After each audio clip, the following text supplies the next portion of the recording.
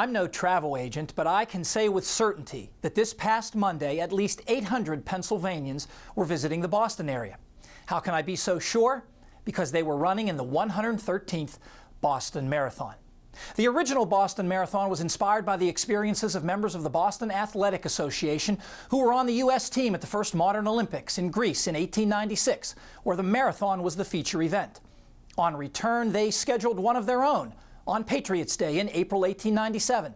And today, the Boston Marathon is the world's oldest annually contested marathon, now run on the third Monday in April.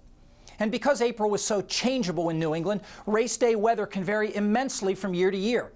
On the chilly side, the coldest was in 1925, when a steady north wind kept temperatures in the 30s for the entire race.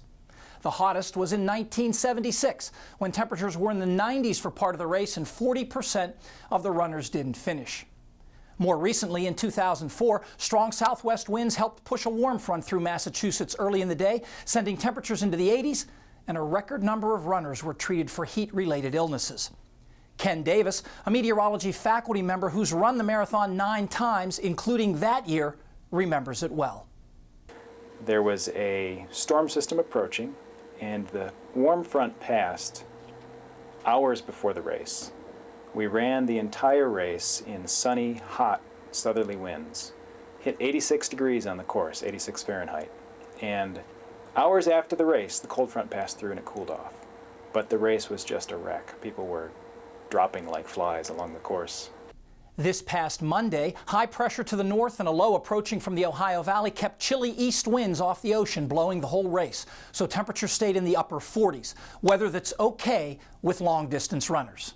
But overcast and cool, without a question, are the best conditions. Not too much wind, so kind of a mucky day that you would think would be not too much fun to be outdoors. It's a beautiful day to run.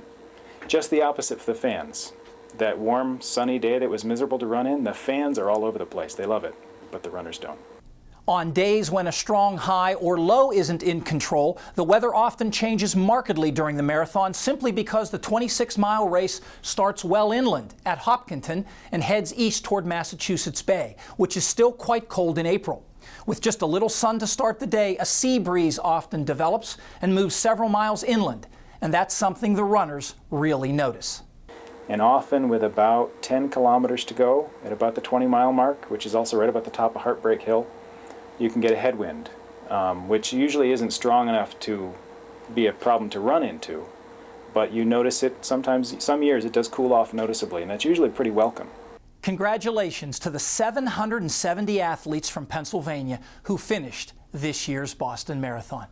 Paul Knight is back with the extended forecast next.